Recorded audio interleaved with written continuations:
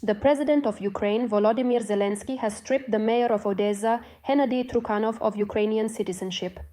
This was reported by the media, citing sources.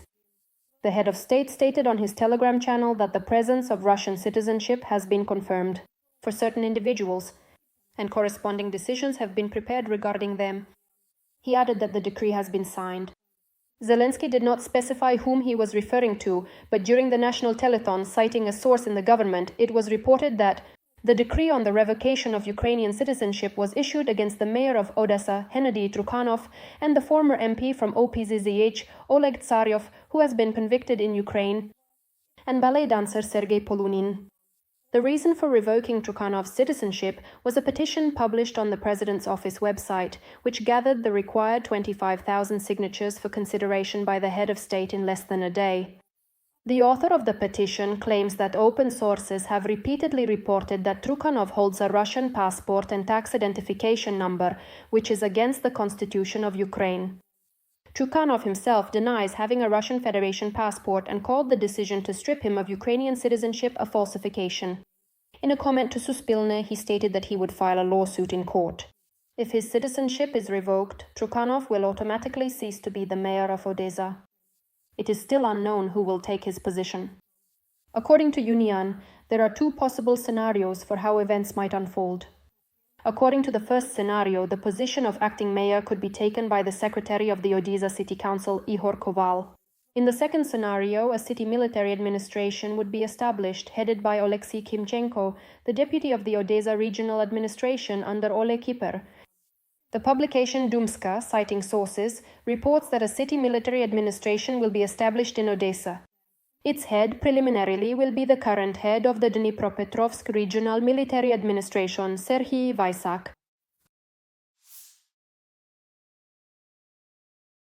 Donald Trump recently stated that Turkish President Recep Tayyip Erdogan could potentially help to resolve Russia's ongoing war against Ukraine. He is respected both in Ukraine and in Russia. He is my friend. You understand why I get along with the strong, not the weak. President Erdogan took part in the signing ceremony of the Gaza Agreement. Before the ceremony, he was greeted by U.S. President Donald Trump at the International Exhibition Center. Erdogan spoke with Trump and then took a photo with him. Let us recall that the Turkish leader has stated that Crimea should return to Ukraine in accordance with international law. It has also become known that on October 17th, Donald Trump and Volodymyr Zelenskyy will hold a meeting at the White House. The meeting was confirmed by the American leader himself while speaking with a journalist. Will you be receiving Zelenskyy on Friday? I think so. Axios, citing sources, reports that the leaders will discuss what weapons should be provided to Kyiv, including the possibility of supplying Tomahawk missiles, which would radically change the situation. An Axios source explained that there are certain issues that cannot be discussed over the phone. The publication also notes that long-range missiles would allow Ukraine to target remote areas of mainland Russia, including Moscow. Preliminarily, Zelenskyy is expected to arrive in the US on Thursday. The meeting with Trump will take place the following day. It should also be noted that on the last weekend, October 11th and 12th, the leaders of the two countries had 2 consecutive phone conversations.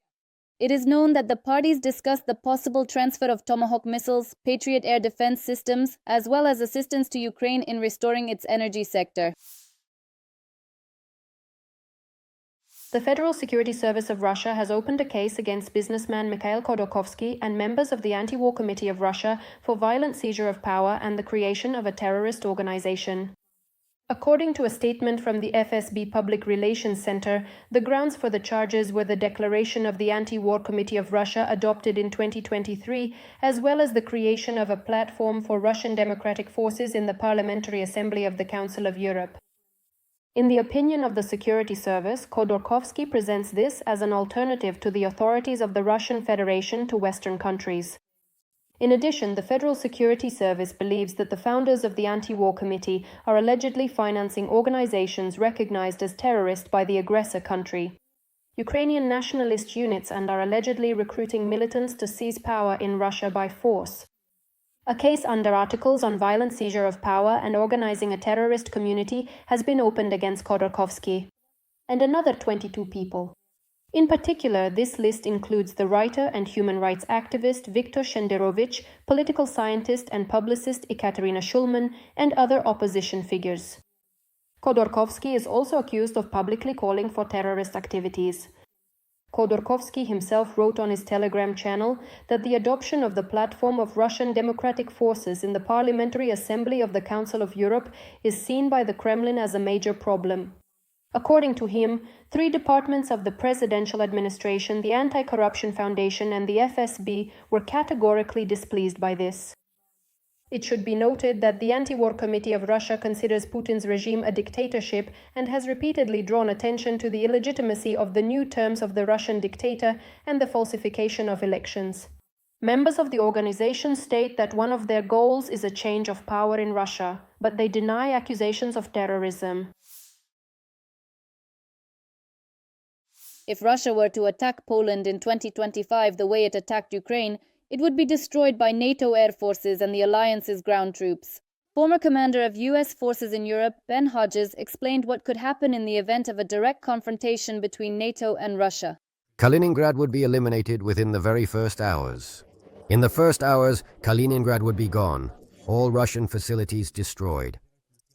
Any Russian military facilities in Sevastopol as well. Russia is likely preparing for a long-term military confrontation that goes beyond the current war in Ukraine.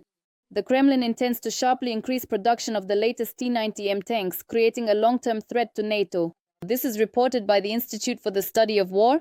According to documents obtained by analysts, Russia's Uralvagonzavod intends to reach peak tank production starting in 2027. The plans are striking. The peak is in 2028, with the production of 428 T-90M and T-90M2 tanks. The overall plan for 2027 to 2029 is to produce 1,118 new and modernized tanks. Analysts at the Institute for the Study of War note that these ambitious plans coincide with the current situation on the battlefield in Ukraine. There has been a noticeable decrease in the use of Russian tanks compared to 2023 to 2024. According to international security expert Taras Shevchenko, the Kremlin is using its experience of aggression against Ukraine to prepare for a possible attack on NATO. Currently, NATO's eastern flank and the North Atlantic Alliance as a whole are going through all the same phases of preparation for Russian aggression that Ukraine once went through.